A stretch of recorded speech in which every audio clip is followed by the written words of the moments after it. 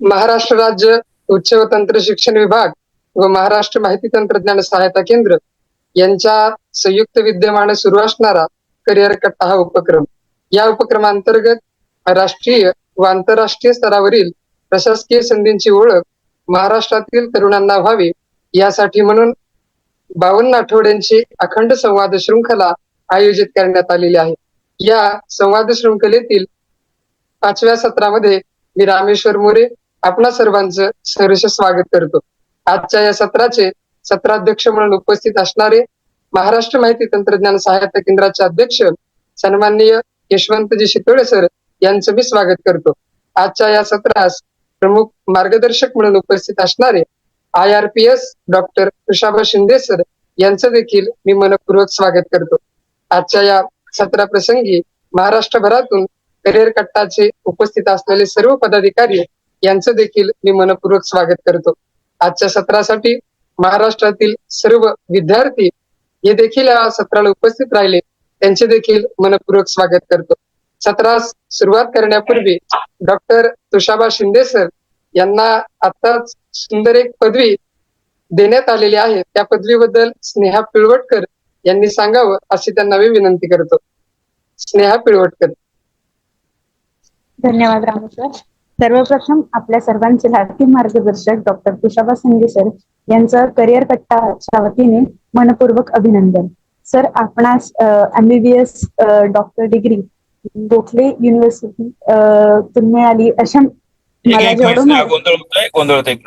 मला विद्यार्थ्यांना सर्वांना सांगायला आवडेल, विद्यार्थी मित्र हो, सरांचं करिअर एका विशिष्ट लेवलला स्थिर स्थावर असताना देखील ते स्वतः एक MBBS डॉक्टर आहेत. पण आता नुकतीच म्हणजे काल गोखले इन्स्टिट्यूट मधून एक नामांकित इन्स्टिट्यूट आपल्या पुण्यातील आणि देशभरामध्ये ज्यांची या ठिकाणी वेगळी अशी ओळख आहे, अशा इन्स्टिट्यूट मधून या ठिकाणी लेबर लॉच्या एका चांगल्या विषयावर सरांनी त्यांची PhD कंप्लीट केलेली आहे. हे जाणीवपूर्वक या ठिकाणी उल्लेख यासाठी आपण करत आहोत मित्रांनो, की आपण आयुष्यभर विद्यार्थी असलं पाहिजे याचा एक चांगला संदेश कृतीतून सरांनी आपल्याला दिलेला आहे. सरांचं मनपूर्वक अभिनंदन करतो आणि सरांना विनंती करतो की सर मार्गदर्शक सत्राला सुरुवात करावी. थँक्यू शितोळे साहेब. It is a kind of great satisfaction. खूप बरं वाटलं, म्हणजे 8 वर्षाचं तप झाल्यासारखं. Gokhale institute of politics and economics इथनं जेव्हा माझी PhD परवा ही झाली, एक खूप स्ट्रगल झालं, पण त्याच्यात खूप आनंद मोठा भेटला. मला सांगण्याचा उद्देश हा आहे की जेव्हा तुम्ही खूप मेहनत करताय त्याच्यानंतर जे तुम्हाला भेटतं तो एक आनंद वेगळा असतो. तर तो आनंद तुम्ही घ्यावा that is a kind of एक इच्छा आहे. आजचा जो विषय आपला आहे that is the career. International organisation मध्ये आपलं कसं असायला हवं. मागच्या वेळेस सुद्धा आपला जो टॉपिक होता तोच होता, पण मी त्याच्यामध्ये काही गडबड केली नाहीये. त्याच्यामध्ये जास्ती जरी हा आपला इंट्रोडक्टरी असेल तरी मला असं वाटत होतं की ज्या प्रकारे तुमचे सर्वांचे प्रश्न येत होते आणि शंका होत्या आणि इंटरेस्ट वाटत होता, त्याच्यामुळे मी जास्त गडबड करत नव्हतो. कारण नुसतं सांगणं त्याच्यानंतर मनामध्ये प्रश्न असतील तर त्याला उत्तर न देता जाणं मला काही बरं वाटत नव्हतं. म्हणून त्या दिवशी हाफ झालं आणि आपण आता पुढे तिथून स्टार्ट करतोय. आय होप तुमचे काही जे प्रश्न असतील तुम्ही विचारत चला. आज मी फक्त 35 मिनिट म्हणजे 6 वाजून 35 मिनिटापर्यंत सोबत असेल. मी तोपर्यंत सलग घेईल आणि शेवटी काही प्रश्न असतील ते मी तिथे तुमच्या प्रश्नांची उत्तर देण्याचा प्रयत्न करेल सॅटिस्फाईड व्हायचा. Now I start with the sharing the content here.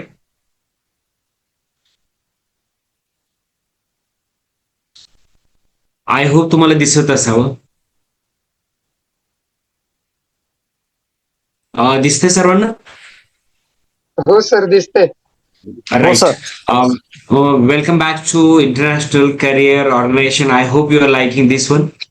Coming to the point of international organization मध्ये जसं मागच्या वेळेस आपण बघितलं की United Nation, World Bank, Asian Development Bank यासारख्या आणखी खूप ऑर्गनायझेशन आहेत. World Health Organization, UNDP, Asian Development Bank ऐकलं असेल. आताच तुम्ही ऐकलं असेल की पाकिस्तानला जे लोन सँक्शन करते इंटरनॅशनल मॉनिटरी फंड, हे सुद्धा तुम्ही ऐकलं असेल. तर ह्या सर्व ऑर्गनायझेशन ह्या गोष्टी लोकांना आपल्या ग्रामीण भाग म्हणू किंवा आपल्या मिडल क्लास फॅमिलीच्या आपल्याला ऐकवत नसतं असलं तर आपल्याला वाटत नसतं. So coming to that area की you can do it, you have the larger perspective. आजचा जो आपला जो ही शृंखला आहे, मूळ उद्देश हा आहे की तुम्हाला या गोष्टीची ते जाणीव व्हावी, माहिती व्हावी, आणि you must be ready to fight for that thing. तुम्ही करू शकता.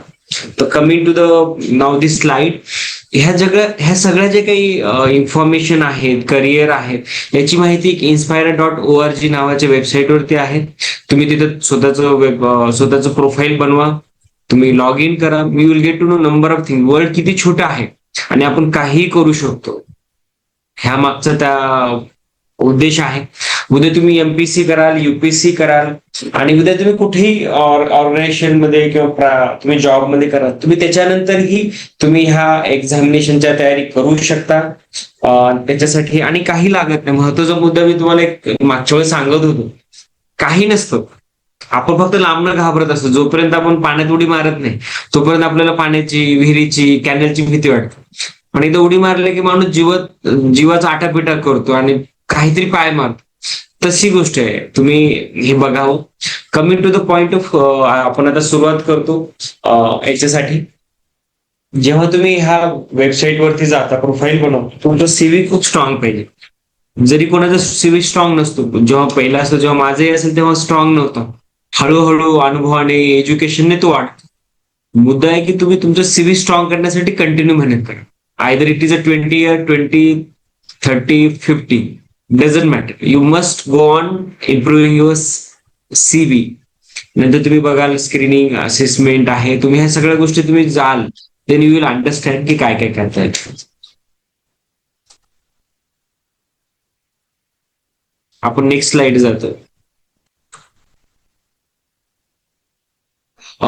जेव्हा तुम्ही याच्यासाठी अप्लाय करता, नॉर्मली काय असतं माहितीये का, तुम्ही अप्लाय केल्यानंतर तिथे आर्टिफिशियल इंटेलिजन्स सॉफ्टवेअर असतं. तुमच्या रिलेटेड जे काही जॉबच्या रिलेटेड जी काही क्वालिफिकेशन असतं, त्या क्वालिफिकेशन तुमच्या प्रोफाईलमध्ये, ऍप्लिकेशन मध्ये भेटलं तर ते ऑटोमॅटिक सिलेक्ट करतं, अदरवाईज डिलीट करतं. फॉर एक्झाम्पल 100 असतील, 100 मधनं ते 15 ते 20 सिलेक्ट करतं. 15 ते 20 मधनं तुम्ही जेव्हा एक्झामिनेशन देतात त्याच्यातनं ऑटोमॅटिक 3 ते 4 लोक, मुलं निवडली जातात for your interview purpose. Coming to that, ह्या सगळ्या गोष्टी इथे ऑटोमेशन मध्ये राहतं till the for your mains writing exam पर्यंत. नॉर्मली तुमचं जेव्हा इंटरव्ह्यूला तुम्हाला कॉल करतात 3 ते 5, इंटरव्ह्यू हा 40 to 45 मिनिटचा असतो. आणि महत्वाचा मुद्दा, मला मागच्या वेळेस क्वेश्चन विचारला होता की what are the kind of question विचारले जातात. क्वेश्चन नॉर्मली लक्षात घ्या की ग्रॅज्युएशन लेवलची एक्झाम असते. They do not expect from you की you must do for long. तुम्ही तुमची मेंटल ॲबिलिटी, तुमचं क्रेडिबिलिटी, तुमचं जेन्युइननेस, ह्या गोष्टी बघतात. तुम्ही कोणत्या प्रॉब्लेमला तुम्ही कशा प्रकारे सॉल्व्ह करण्याचा प्रयत्न करता, that is the thing they see it. Coming to the list, मी मागे तुम्हाला बोललो, मी त्याला थोडंसं मॉडिफाईड मध्ये थोडं सांगण्याचा प्रयत्न करेन. आपण याच्यावरती नंतर डिटेलमध्ये जाणारच आहोत जेव्हा कधी आपले सेशन येतील पुन्हा. जेव्हा जसं आपण युपीएससी एक्झाम देतो IAS साठी, IPS साठी, जेव्हा नवीन करिअर मध्ये म्हणजे पहिल्यांदा जातं, तसंच ह्या ऑर्गनायझेशन मध्ये, युनायटेड नेशन, वर्ल्ड बँक मध्ये तुम्ही नवीन जी एंट्रंट असतात, जी हायर क्वालिफाईड पोस्ट जातात, त्या प्रोग्रामची जी पद्धत असते त्याला यंग प्रोफेशनल प्रोग्राम म्हणतो. ती एक्झाम कंडक्ट केली जाते इंटरनॅशनल सिव्हिल सर्व्हिस एक्झाम म्हणून. तर this is a kind of thing. तुमचं क्वालिफिकेशन, तुमचं जे ग्रॅज्युएट आहे, यू कॅन सी थ्रू तुम्ही कुठलंही क्वालिफिकेशन असेल, तुमच्या कुठलंही BA असेल किंवा कुठलंही असेल, you must be 3 to 4 year of that degree should be there. आणि once you are qualified for the appearing, you can appear for that exam. ही एक्झाम जेव्हा होते त्या याच्यामध्ये जगभरातनं, आपल्याकडे 200 देशातनं मुलं अपिअर होतात आणि याच्यातनं फक्त 10 ते 12 मुलं निवडली जातात. You can understand how much is a competition. पण त्याच्यातनं तुम्ही अपिअर जरी केलात तरी त्याच्यातनं जो तुम्हाला अनुभव, कॉन्फिडन्स, पर्सनॅलिटी, त्याची कंपॅरिझन कुठंच नाही, पहिला मुद्दा. आणि आपण पास झालो अकॉर्डिंग टू द, तुम्ही जेव्हा अपिअर कराल, पुढच्या आपण डिटेलमध्ये येऊ, तेव्हा कुठले कुठले देश अपिअर होतात, कुठले होत नाही, याच्यावर आपण बोलू. का, कसं, मग काय आपल्याला ऑपॉर्च्युनिटी होतं, कोणत्या देशाच्या मुलांनी करायला पाहिजे, कसं करायला पाहिजे, किती वेळ, हे आपण पुन्हा पुढच्या जेव्हा राहतील आपले जे पूर्ण येतील सेशन त्याच्यावर आपण डिटेल बोलणार आहोत. पण कमेंट ह्या ठिकाणी मला सांगायचं हे आहे की तुम्ही जेव्हा अपिअर मधनं जेव्हा उद्या पास न होणं भाग वेगळं, पण तुमची जी पर्सनॅलिटी अँड कॉन्फिडन्स आणि व्हिजन असतं तो खूप मोठा होतो. आणि specially point is that you can appear while preparing your MPSC UPSC without any kind of trouble. कारण जे तुमचं सीसॅटचा पेपर असतो आणि याचा जो पेपर आहे तो सेम आहे. फरक थोडासा हिअर अँड देअर आहे. दॅट मॅटर्स विथ युअर जे तुमचं कम्युनिकेशन स्किल आहे, तुम्हाला रायटिंग स्किल, कसं कोणत्या प्रकारचे प्रश्न येतील, तेवढाच एक फरक आहे जो तुम्ही इंटरनॅशनल रिलेशन मध्ये कव्हर कर. आणि मी तुम्हाला मागे एक मागच्या वेळेस सांगितलं की कोणती वेबसाईट आहे, त्याच्यावर मी माहिती दिलेली आहे. ती वेबसाईटवरती तुम्हाला पूर्ण माहिती भेटून जाईल. जर कोणाला माहिती नसेल तर मी याच्यावर क्वेश्चन चॅटमध्ये मी टाकून देईल. तुम्ही एज 18 इयर अबव्ह ते 32 इयर पर्यंत सगळ्या देशाचे नागरिक याच्या इलिजिबल आहे. महत्वाचा मुद्दा आहे. युनायटेड नेशन किंवा बाकीच्या याच्यामध्ये एक गोष्ट असते की तुमचं जे देशाचं रिप्रेझेंटेशन जर फुलफिल असेल, भरलेलं असेल, त्या देशांना अपिअर करायला परवानगी नसते काही काळापूर्वी. ते प्रमाण कमी झालं, पुन्हा ते अपिअर करायला परवानगी देईल.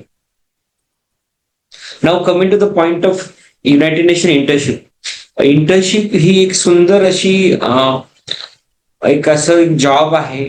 आपण याला जॉब म्हणणार नाही, पण तुमचं जे म्हणतो ना आपण उन्हाळ्याच्या सुट्टीमध्ये जॉब करणं, समर इंटर्नशिप म्हणून, त्या इंटर्नशिपसाठी प्लीज तुम्ही लोक अप्लाय करायचं नक्की प्लॅन करा.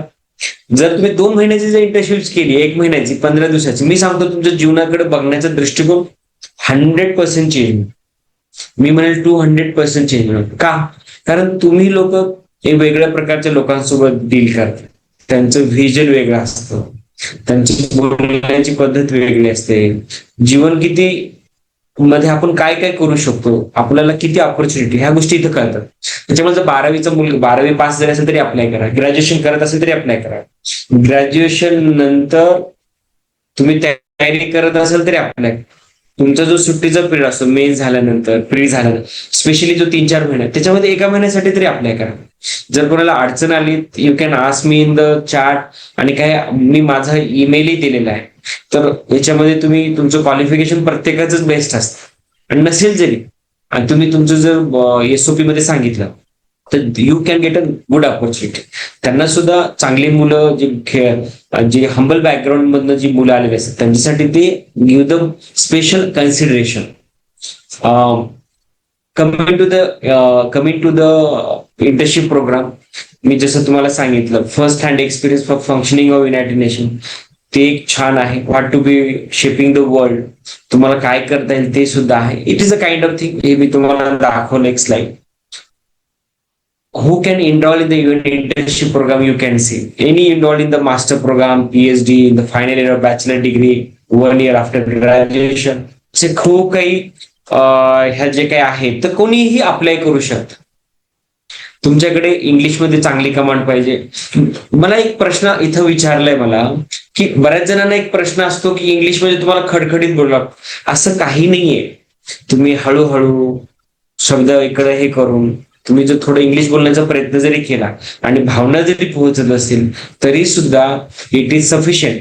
पण मुद्दा कसा आहे, तुम्हाला येत नाही मान्य, पण येत नाही म्हणून सोडून द्यायचं नाही, प्रयत्न करत राहा. मला सुद्धा इंग्लिश बोलता येत नव्हतं माझ्या ग्रॅज्युएशन पिरियडमध्ये. तर मी सगळ्यांना इंग्लिशमध्ये बोलायचो, लोक हसायची, मुलं हसायची. आता मी सगळ्यांना हसतो. जर कोणी तुम्हाला आज कोणी हसत असेल तुमच्या प्रयत्नांवर, समजून घ्यायचं उद्या तुम्ही त्यांच्यावर हसणार. It is 100%. परंतु आपले प्रयत्न थांबू द्यायचे. एक सर्वात महत्वाचा मुद्दा तुम्हाला सगळ्यांना सांगायचं, जो माणूस काम करतोय, मेहनत करतोय आणि लोक हसत असतील तर एक 100% समजून घ्यायचा हा माणूस मोठा होणार. हे माझं पण महत्वाचा मुद्दा सोडायचं. Coming to the next one.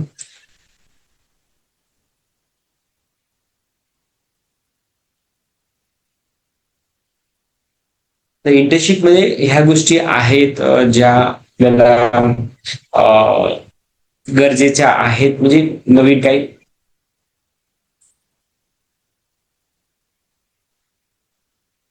इथे इंटर्नशिप नंतर महत्वाचा मुद्दा आहे युनायटेड नेशनच्या याच्यामध्ये, की तुम्ही करिअर ग्रोथ किंवा डेव्हलपमेंट कशी करू शकता पुढे. तर हा जो जसं वेबसाईटवर तुम्हाला सांगितलेलं आहे त्या ठिकाणी तुम्हाला www.inspire ह्या याच्यावरती भेटतात, आणि युनायटेड नेशन.com युनायटेड नेशनच्या वेबसाईटवर जरी गेलात तुम्ही तिथे तुम्हाला ती माहिती भेटते. इथे हे स्नेहा आपलं रामेश्वर इथे दिसतंय का? हो सर, दिसतंय दिसतंय. हो सर विजिबल. नाही चेंज झाली का? स्लाइड चेंज होत नाही माझ्या का? नाही सर, नेमकी म्हणजे जी अगोदरची स्लाइड होती तीच आहे, चेंज नाही झालेली. Yes yes. Coming to the point, this is all about the international career बाबतीत मी तुम्हाला सर्वांना सांगितलं. आता मी इथे हे करून मी आता जस्ट सेकंड टॉपिक इथे घेतो, इंटरनॅशनल एज्युकेशन वरती. महत्वाचा मुद्दा आता इथे स्लाइड आल्यानंतर तुम्हाला बरं वाटलं असतं दाखवायला, येईल पुन्हा. महत्वाचा मुद्दा आहे इंटरनॅशनल एज्युकेशन वरती. इंटरनॅशनल एज्युकेशन म्हटलं की सगळ्यांना असं वाटतं की खूप पैसा लागतो, खूप मेहनत लागेल, आपल्याला काही सपोर्ट सिस्टीम नाही, आपल्याला कोणी स्कॉलरशिप द्यायला हे नाही.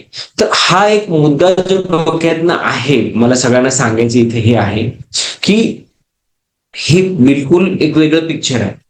महत्वाचा मुद्दा आहे की इंटरनॅशनल एज्युकेशन जेव्हा तुम्हाला मास्टर करायचं असेल किंवा पुढे तुम्हाला पीएचडी करायची असेल किंवा इव्हन तुम्हाला ग्रॅज्युएशन जरी करायचं असेल, ह्या ठिकाणी तुम्हाला याची गरज नाही लागत जर तुमचं लॉंग टर्म प्रिपरेशन असेल. मुद्दा प्रॉब्लेम कुठे आहे तो माहिती आहे का? जेव्हा whenever there is you are just after passing out your graduation or after 12th, if you want to go, then only the problem comes. तेव्हा एक प्रॉब्लेम येतो तुम्हाला. मुद्दा आपल्याला ह्या ठिकाणी असा आहे की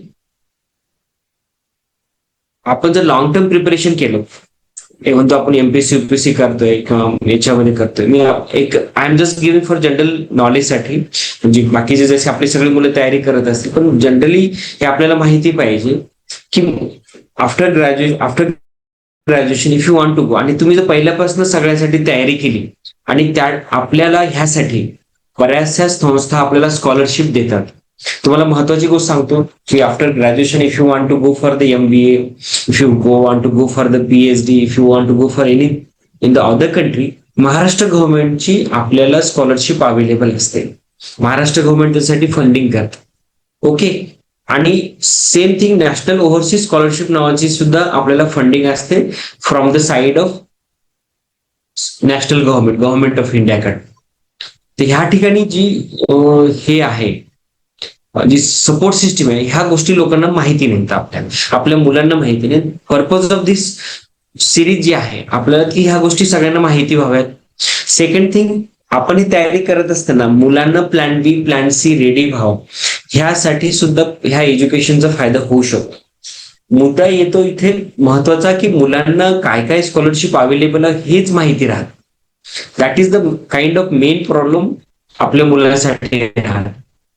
आपल्याकडे खूप काही अशा स्कॉलरशिप आहेत, मी तुम्हाला आता दाखवायचा प्रयत्न करतो, शेअर होत नाहीये थोडस इथे, की मुलांना ह्या गोष्टी माहिती झाल्या ना तर it is very much easy for getting the kind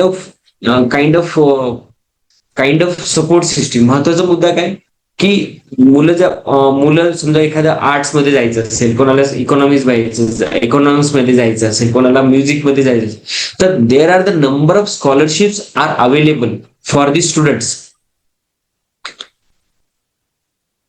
एकच मिनिट मी इथे शेअर करतो मी, जेणेकरून coming to the point of the international scholarship, हे महत्वाचं पण हे आहे, एक टर्निंग पॉइंट आहे प्रत्येकासाठी. सगळ्यात प्रॉब्लेम काय येतो सगळ्या मुलांसाठी की मुलांना माहिती जेव्हा होते तोपर्यंत खूप वेळ झालेला असतो, ग्रॅज्युएशन संपलेलं असतं, मुलांना त्या बाबतीत माहिती काढायला गाईड करायला कोणी नसतं. तर ह्या ठिकाणी मला सांगायचा मुद्दा आहे इथे हा आहे की आपल्या मुलांना युरोपमध्ये जाण्यासाठी, ऑस्ट्रेलियाला जाण्यासाठी, जर्मनीला तर फ्री आहे. तुम्हाला जीआरई देण्यासाठी सुद्धा गरज नसते, किंवा तुम्हाला युएसए आणि लंडन ह्या 2 ठिकाणी you get a lot of kind of struggle for getting admission there. पण बाकीच्या अशा काही खूप युनिव्हर्सिटीज आहेत ज्या ठिकाणी मुलांना जीआरई सारख्या एक्झाम देण्याची सुद्धा गरज नाही. हा, coming to the point, GRE म्हणजे काय? जीआरई म्हणजे ग्रॅज्युएट रेकॉर्ड एक्झामिनेशन. याच्यावर आपण नंतर पुढे डिटेलमध्ये बोलणार आहोत जेव्हा आपलं स्पेशल सेशन होईल. GRE it is like a CSAT, जी आपण एमपीएससी युपीएससी मध्ये सीसॅट जी परीक्षा असते, इंग्लिश कम्प्रिहेन्शन, मॅथमॅटिक्स, तुमचं लॉजिकल रिझनिंग, हे जे आहे हाच प्रकार जीआरई मध्ये. आपण सीसॅटची तयारी एवढी करतोय, ज्या मुलांनी सीसॅट चांगले केले, चांगला स्कोर सीसॅट मध्ये, मी तुम्हाला गॅरंटीने सांगू शकतो जीआरई सुद्धा त्याच्यासाठी इझी आहे. पण मुलांना ती भीती राहते, माहिती नसते, बाहेर जायला अवघड आहे, कसं अवघड आहे. मुद्दा असा आहे की जीआरई तयारी आपल्या मुलांसाठी खूप इझी आहे. तर GRE it is like a मेडिकलसाठी जी नीट एक्झाम असते, बरोबर, तशी आहे. जीआरई एक्झाम आपली जी आयआयटी साठी जी जेई एक्झाम असते तशी आहे. तर जशा प्रत्येकासाठी, प्रत्येक एक्झामसाठी, प्रत्येक फील्डसाठी जशी एक्झाम आहे, तसं इंटरनॅशनल लेवलला जाण्यासाठी आपल्या मुलांना जीआरईची तयारी करावी लागते. त्याला जीआरई म्हणतो. जीआरई आणि सोबत इंग्लिशची तयारी करावी लागते, जी मुलांना टोफेल म्हणतो. TOEFL, test of English foreign language as a foreign language, त्याला टोफेल म्हणतो. आय होप तुम्हाला जर काही अडचण येत असेल समजायला किंवा काही, तर तुम्ही चार्टमध्ये टाकाल. तर आपल्या मुलांना जेव्हा युएसए ला जात असतात, जीआरईची एक्झाम द्यावी लागते, सोबत टोफेल द्यावी लागते. युरोपमध्ये जावं लागत असेल तर IOLTS द्यावं लागते, international language of English, IOLTS म्हणतो आपण, IOLTS हे युरोपच्या कंट्रीसाठी द्यावे लागते. युएस साठी टोफेल द्यावे लागते. तर ह्या गोष्टी, दोन्ही गोष्टी सोप्या आहेत, जे आपली एमपीएससी आणि युपीएससीची तयारी करतात. फरक एवढा आहे की त्याला लॉंग टर्म तयारी करावी लागते. कोणी म्हणेल नाही मी 2 महिने तयारी करतो, 6 महिने करतो, मी चांगला स्कोर देतो. नाही, जर तुमचा स्कोर जीआरई मध्ये 340 मध्ये आउट ऑफ 340 जर 310 वरती गेले, तुम्हाला कोणतीही युनिव्हर्सिटी चांगलं तुम्हाला स्कॉलरशिप देतं, आणि त्या स्कॉलरशिप मध्ये जे ट्युशन फी मध्ये तुम्हाला जी मनी भेटते, त्याच्यातनं सुद्धा तुम्ही 30-50 हजार रुपये, 30 ते 40 हजार रुपये सेव्ह करून घरी पाठवू शकता. हे मुलांना माहिती नसतं. जोपर्यंत माहिती असतं तोपर्यंत 25-30 निघून जात. Purpose of this is that even तुम्हाला जो मी तुम्हाला आणखीन एक गोष्ट सांगतो, जे ग्रॅज्युएशन झाल्यानंतर मुलं पीजी करतात, म्हणजे MA करतात, MSc करतात, मग पुन्हा PhD तयारी करतात. फॉरेन मध्ये ग्रॅज्युएशन नंतर डायरेक्ट PhD ला ऍडमिशन भेटतं. 5 वर्षाचं PhD असतं, आणि त्या 5 वर्षाच्या PhD मध्ये 2 वर्षाचं PG असतं, म्हणजे MA प्लस 3 वर्षाचं PhD असतं, that is the after combine. भारतामध्ये BA वेगळं असतं, किंवा BSc वेगळी, MSc वेगळी, PhD 5 वर्ष. USA मध्ये, युरोपमध्ये ग्रॅज्युएशन BSc नंतर डायरेक्ट 5 वर्षामध्ये तुम्हाला ग्रॅज्युएशन प्लस PhD ही कंबाईन असते. म्हणजे तुम्ही लक्षात घ्या, भारतापेक्षा तुम्हाला बाहेर फॉरेन PhD तुम्हाला पैसेही देतं, तुम्हाला गॅरंटी देतं, आणि तुमचं स्वतःचा ब्रँडही बनवतं. I hope you are getting my point here. तर कमिंग टू द पॉइंट, आज मी हे थोडं शमअप करतोय. काही प्रश्न असेल तर I will take it after 5-7 minute. तर these are the scholarship for the international studies. You can see Commonwealth scholarship and fellowship plan असतो. These are the plans which are available for the student who are from the Commonwealth countries. Commonwealth countries म्हणजे कुठल्या, ज्या अगोदर British शासनाच्या, म्हणजे United kingdom, ब्रिटिशांच्या आधिपत्याखाली ज्या country होत्या त्यांना कॉमनवेल्थ कंट्रीज म्हणतो. ओके, तर त्या देशातल्या मुलांसाठी ही स्कॉलरशिप असते. 6 मंथ ड्युरेशन, 1 इयर ही अशी स्कॉलरशिप असते. नंतर दुसरी याच्यामध्ये खूप स्कॉलरशिप मी आयडेंटिफाय केलेल्या आहेत, ज्याच्यामध्ये नावं दिलेली आहेत. ही PPT तुम्हाला नंतर मी शेअरही करू शकेल. Aga Khan foundation international scholarship for candidate who are age of 30 year below, आणि हे पोस्ट ग्रॅज्युएटसाठी असतात. ट्युशन फी आणि लिव्हिंग एक्सपेन्स याच्यामध्ये करतो. हे वेबसाईटचं नाव सुद्धा इथे दिलेलं आहे. नेक्स्ट आहे France Eiffel excellence scholarship program. This is for the PhD scholarship and post ग्रॅज्युएटसाठी आहे. नंतर नेक्स्ट आहे Charles Wallace India Trust scholarship. ही भारतीय विद्यार्थ्यांसाठी आहे, एज बिटवीन 25 to 30 विथ मुलांना कॅन्डिडेटला वर्क एक्सपिरियन्स असला पाहिजे आणि त्यांचा जो खर्च असतो युके मध्ये तो याच्याकडनं भरला जातो. नंतर एक आहे USA Fulbright Nehru masters fellowship. मी तुम्हाला सांगतोय this is the scholarship, very renowned scholarship. खूप एकदा जर ही स्कॉलरशिप कोणाला भेटली त्याचं लाईफ सेट असतं. ही स्कॉलरशिप दिली जाते युएसए कडनं, जे नेहरू आणि नेहरू यांच्या मेमरीमध्ये ही केलेली आहे. आणि कॅन्डिडेटला याच्यामध्ये बघा तुम्ही 55% मार्क लागतात, 3 year वर्क एक्सपिरियन्स पाहिजे आणि त्याच्याकडे युएससी डिग्री नसायला पाहिजे आणि it is one of the best. याच्यामध्ये तुमचा खर्च, तुमचं बाकीच्या गोष्टी ह्या कव्हर केल्या जातात. पॉल फाउंडेशन स्कॉलरशिप आहे. ही Chevening scholarship is a kind of very good scholarship for the 1 year studies in the UK. ही 700 मुलांना दिली जाते आणि त्याच्यामध्ये number of chances for getting this scholarship is very high. मी जसं अगोदर सांगितलं होतं फुल ब्राईट स्कॉलरशिप जी युएसए कडनं दिली जाते, ही चेवनिंग जी स्कॉलरशिप आहे it is from the UK government. These are the very good kind of 2 scholarship which student should try. Coming to the scholarship in the area of medicine, so these are the number of scholarship we are telling here, the information about the medicine. Auckland John Medical University scholarship, University of Long, American College of Surgery, अशा खूप scholarship आहेत. नंतर आहे JN Ratan Tata scholarship for the education. It cover the stipend in USA, post graduate ह्या degree आहेत. Coming to the international scholarship for women, American association for university of woman साठी आहे, specially ladies साठी स्कॉलरशिप दिली जाते. नंतर स्कॉलमबर्ग फाउंडेशन कडे scholarship आहे, ही $50,000 पर इयर देतात. नंतर PU international peace scholarship fund आहे, पीपल्स ऑफ इंडियन ओरिजिन ह्या टाईप मध्ये. Anita Borg memorial scholarship woman pursuing, त्यासाठी $10,000 दिले जातात. कॉम्प्युटर सायन्स साठी काय काय आहेत, मायक्रोसॉफ्ट स्कॉलरशिप देतात, नंतर गुगल सुद्धा स्कॉलरशिप देते. ह्या गोष्टी आपल्याला माहिती नसतात. तर main purpose of this PPT and the series, ह्या गोष्टी तुम्हाला माहिती आणि you can share that knowledge with the others also. Engineering मध्ये काय काय आहेत, मलेशिया इंटरनॅशनल स्कॉलरशिप आहे, CFSR आहे. लॉ मध्ये आपल्याला लॉ फाउंडेशन ग्रॅज्युएशन स्कॉलरशिप आहे, CIFR आहे. तुम्हाला जे ह्या डिटेल जे स्कॉलरशिप आहे, you can put up on the web Google, you can get all detail about it. International scholarship for Indian undergraduate student साठी काय काय स्कॉलरशिप आहे.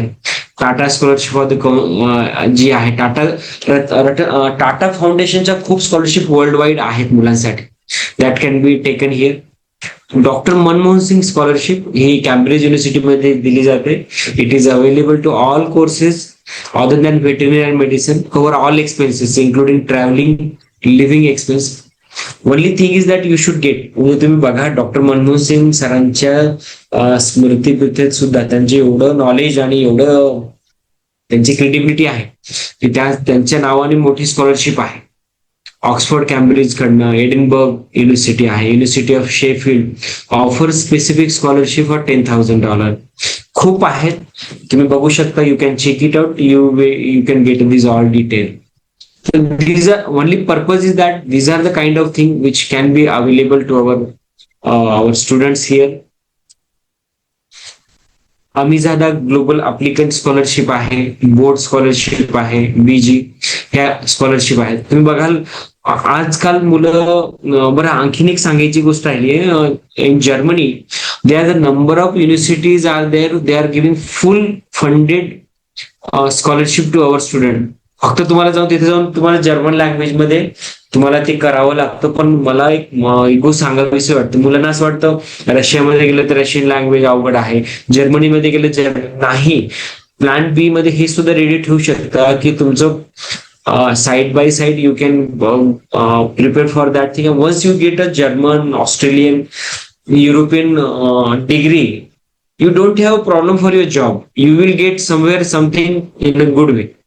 So that is a kind of thing. But point is that you have to take the information, you have to discuss, you have to have the friends. तुम्हाला त्या प्रकारचे मित्र, बोलणारे व्यक्तिमत्व पाहिजे, माहिती देणारे पाहिजे, आपले मित्र. पण तुम्हाला गुगलवरती बरेचसे मित्र भेटतात जे तुम्हाला मदत करतात आणि कोणी ना कोणी भेटतं. Scholarship for the student from the developing countries. तर ह्या इरास्मस मंडोस स्कॉलरशिप आहे. एक तुम्ही लास्टची एक स्कॉलरशिप बघाल, SP Jindal global business scholarship provide full and partial scholarship for covering the fees, accommodation and tuition fees, specially in the North America, Spain, युरोपमध्ये, लॅटिन अमेरिकामध्ये दिली जातात. तर these are the kind of thing. So now we have covered the all kind of areas of international organization and scholarship. So this is the first our detailed. This is not a detail. This is the 60 page, 70 page my PPT for the all covering the. Now after this we will complete the one series of the generalized overview of the things which are available. म्हणजे मला ही एक series अशी आहे, ह्या याच्यामध्ये आपण पूर्ण एक ओव्हरव्ह्यू घेतलाय की आपल्याला काय काय करिअर आहेत, कुठले कुठले एरिया आहेत, काय काय एरिया आहेत. जसं मी तुम्हाला जीआरई बोललो, टोफेल बोललो, मी हे कव्हर केलेलं नाही. स्कॉलरशिप सांगितलं, कॉलेज सांगितले नाही, त्याच्यामध्ये काय काय राहील, कसं कसं राहील, त्या गोष्टीचं आपण डिटेल घेतलं. आपण फक्त ओव्हरव्ह्यू घेतला जेणेकरून तुम्हाला सगळ्यांना हे कळलं असेल की आपल्याकडे काय काय ऑपॉर्च्युनिटी आहेत आणि आपण काय करू शकतो. आता नेक्स्ट टाइम मधनं आपले जे काही सेशन सुरू होतील ते डिटेल सेशन प्रत्येक याच्यावरती घेण्याचा प्रयत्न करू, जिथे क्वेश्चन आन्सर राहतील, आणि प्रयत्न करू की तुमच्या नॉट ओनली तुमच्या शंका दूर होतील, मुद्दा आहे की तुम्हाला मदत करण्याचा प्रयत्न सुद्धा आपल्याकडनं केला जाईल.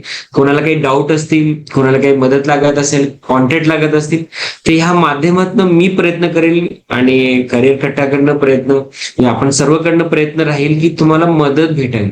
Either it is a civil service असो, एक्झाम असो, फॉरेन एज्युकेशन असो, गाईड फंडिंग असो, कुठं घेता येईल त्याचा मी तुम्हाला ऍटलिस्ट मदत नाही, फुलाची पाकळी देण्याचा प्रयत्न इथून पुढे देण्याचा राहील. आणि आय होप दिस विल कोणत्या ना कोणत्या मार्गाने तुम्हाला सगळ्यांना याचा फायदा भेटावा. एक दोन क्वेश्चन घेतो मी आणि नंतर मग आपण इथे संपवून घेऊया. एक प्रश्न आहे की या स्कॉलरशिप फक्त बाहेर देशात शिक्षणासाठी जाण्यासाठीच आहेत का, भारतात शिक्षणासाठी नाहीत का? Very good question. भारतात स्कॉलरशिपला, भारतातलं एज्युकेशन, जसं तुम्ही जर चांगला अभ्यास केला, गव्हर्नमेंट कॉलेजमध्ये गेला, तर तुम्हाला एवढा पैसा लागत नाही आणि तो पैसा जर जी फंडिंग आहे ती कमी खर्च आहे. आता दुसरा प्रश्न तो क्रिटिकल आहे, ज्याचं उत्तर तुम्हाला अपेक्षित आहे की जसं फॉर एक्झाम्पल भारतामध्ये तुम्ही IIM मध्ये गेलात, IIT मध्ये गेलात आणि इंडियन इन्स्टिट्यूट ऑफ सायन्स मध्ये गेलात आणि तिथे तुम्हाला 20 लाख 25 लाख रुपये फीस लागते. तिथे बँका तुमच्याकडे पळत येतात, घ्या आमच्याकडनं घ्या. तर बँकेमध्ये लोन घेतलं, तुम्ही तुमचा प्रॉब्लेम सॉल्व्ह झाला. तुमच्या डोक्यावर त्यांनी वजन ठेवून दिलं जे तुम्हाला एज्युकेशन झाल्यानंतर तुम्हाला ते भरायचं. त्याच्यामुळे तुम्ही म्हणाल मला फ्रीमध्ये पाहिजे, इथं काही भारतात गरज नाही पडणार तुम्हाला. Provided you must have good admission in the best college. Okay. तर पण तुम्ही जेव्हा बाहेर जाता तर तिथे तुम्हाला लोन द्यायला कोणी येणार नाही, म्हणून स्कॉलरशिप देतो आपण. आय होप माधवीला उत्तर भेटलं असावं. ओके. भारतामध्ये गरज नाही पडणार, म्हणजे स्पेशली चांगल्या कॉलेजमध्ये भेटलं ऍडमिशन. काही काही ठिकाणी आता मी बघतो जिंदाल लॉ युनिव्हर्सिटीमध्ये आता ऍडमिशन भेटलं, तिथं 10 लाख रुपये फीस आहे वर्षाची. आता तिथं बघा, तुम्हाला पैसे द्यायला, तुम्हाला जिंदालमध्ये गेल्यानंतर तुम्हाला you need to pay for the 10 lakh 20 lakh. Okay. पण तुम्ही बाकीच्या कॉलेजमध्ये फ्रीमध्ये करू शकता. म्हणून भारतामध्ये स्कॉलरशिप थोडंसं कमी आहे, पण still is there. If you need you can ask in the chat, we will guide you. I hope माधवीला उत्तर भेटला असावं. ओके. येस. एक मिहिरचा आहे, what includes in your book, how to choose a career. Yes, जी book, जे पुस्तकाबाबतीत विचारलं, हे पुस्तकामध्ये डिटेल त्याचं पूर्ण त्याचे कॉलेजेस, त्याचं वेबसाईट, त्याचे डिटेल्स सगळं दिलेलं आहे. अँड दिस इज पीपीटीचं ऍडव्हान्स व्हर्जन म्हणता येईल. आणि त्याचं ऍडव्हान्स व्हर्जन पुन्हा पुढच्या वीकमध्ये, प्रत्येक वीकमध्ये इथे येणार आहे आता. तर आय होप सगळ्यांचे प्रश्न इथं झाले. तर आज मला थोडं लवकर जायचं असल्यामुळे आपण थोडं इथं थांबू. आणि थँक्यू ऑल ऑफ यू. मनापूर्वक धन्यवाद सर. थँक्यू. परदेशात शिक्षण घेऊ इच्छिणाऱ्या आणि करिअर करू इच्छिणाऱ्या विद्यार्थ्यांना नक्कीच आपलं मार्गदर्शन हे अनमोल ठरणार आहे. आजच्या या 5व्या सत्रामध्ये आमच्या सर्व विद्यार्थ्यांना आपण अनमोल असं मार्गदर्शन केलं, याबद्दल आपले मनपूर्वक धन्यवाद. आणि विशेष म्हणजे शिक्षणाचं कलशस्थान मानली जाणारी विद्यावाचस्पती ही पदवी आपल्याला गोखले सारख्या इन्स्टिट्यूट मधून मिळाली, याबद्दल पुनश्च एकदा मी आपलं अभिनंदन करतो आणि आपले आभार मानतो. आजच्या Thank you. या सत्राचे सत्राध्यक्ष म्हणून उपस्थित महाराष्ट्र माहिती तंत्रज्ञान सहायता केंद्राचे अध्यक्ष सन्माननीय यशवंतजी शितोळे सर यांचं देखील मी मनपूर्वक आभार मानतो. आजच्या सत्रामध्ये महाराष्ट्रभरातून करिअर कट्टाचे सर्व पदाधिकारी आणि महाराष्ट्रातील सर्व विद्यार्थी उपस्थित राहिले, याबद्दल त्यांचे देखील मनपूर्वक आभार मानतो. आणि आजचं हे 5वं सत्र याच ठिकाणी संपलं असं जाहीर करतो.